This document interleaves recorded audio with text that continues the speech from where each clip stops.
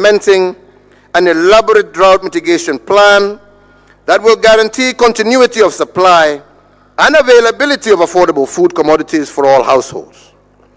In this regard, we shall purchase livestock in drought-stricken counties and release maize stocks held in strategic food reserve into the market at an affordable price. At this stage, I urge and also warn our private sector to be responsible corporate citizens and not to abuse market dominance to create artificial shortages and cause unwarranted increase in food prices. Going forward, we shall continue to monitor the food supply situation and ensure that adequate stocks are available to meet local demand. Government will also support those who may need food relief, and we emphatically guarantee that no Kenyan will die of hunger. 2022. Fellow Kenyans, the Housing Fund is the second entity through which the delivery of affordable housing programs shall be supported. The creation of the fund was informed by the need to bridge the gap between the haves and the have-nots by creating a framework through which the traditionally unbanked can access financing towards home ownership.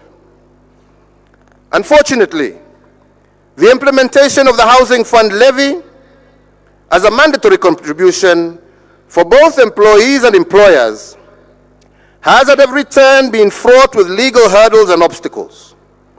It is my hope that these hurdles will be overcome without further undue delay to ensure implementation.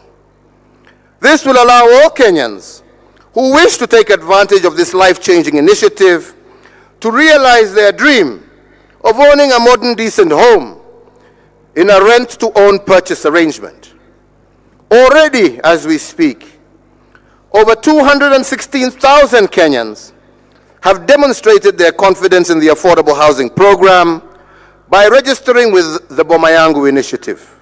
The second policy directive regards the importation of goods by small and medium traders. In my working tours over the last week, I have received consistent feedback from wananchi and the business community that the Kenya Bureau of Standards has, despite its good intentions and in lawful discharge of its mandate, overly constrained the importation of goods by small and medium enterprises. It is true that KEB's inspection exercises have been leading to delays in the release of imports. Accordingly, and to strike a better balance between enhancing the ease of doing business in Kenya on the one hand and protection of the public from harmful imports, I hereby direct the Kenya Ports Authority, the Kenya Revenue Authority, and the Kenya Bureau of Standards to honor the pre-shipment inspection done by its appointed agents. Imported goods, therefore, should not be subject to additional inspection at the port of entry, except for cases legitimately suspected not to conform to the set standards. We shall also initiate business tax reforms in the coming finance bill and also restructure port logistic operations.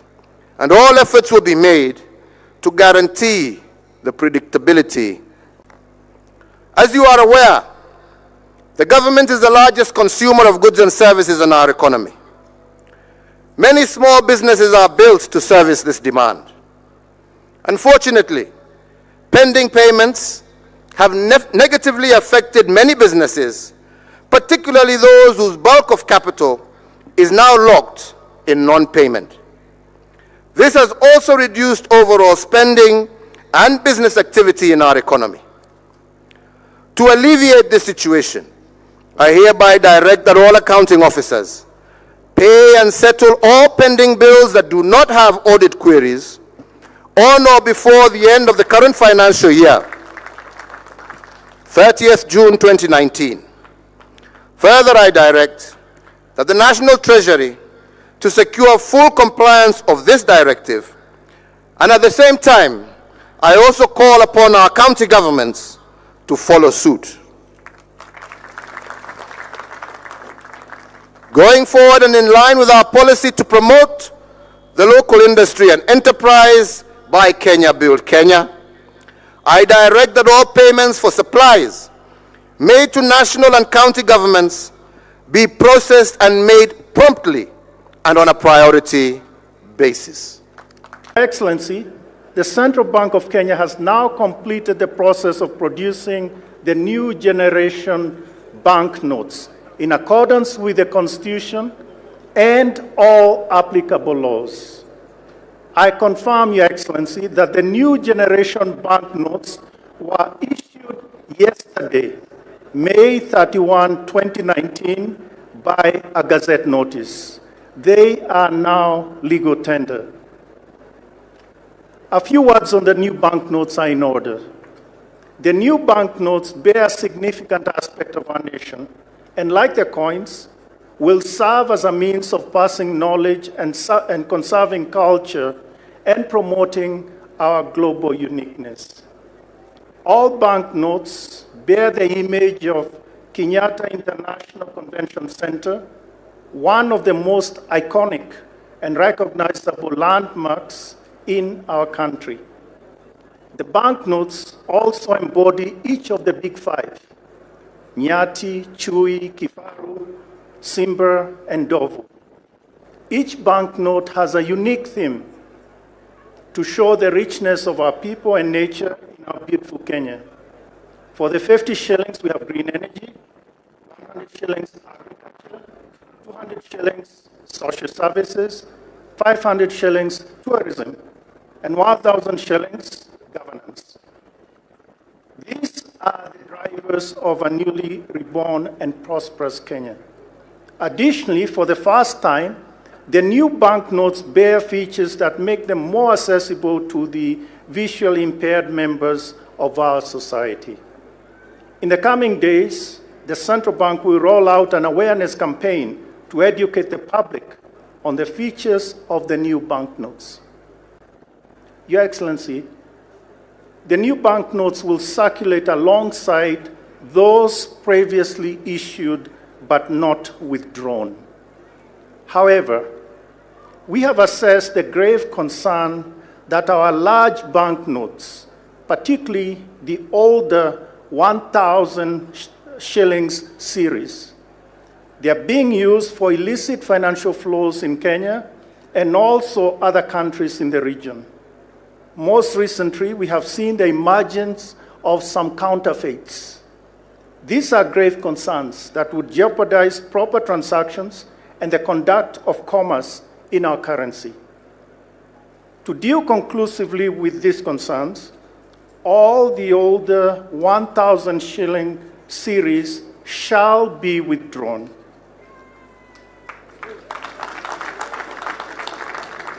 By a Gazette notice dated yesterday, May 31, 2019, all persons have until October 1, 2019 to exchange those notes, after which the older 1,000 shillings banknotes will cease to be legal tender.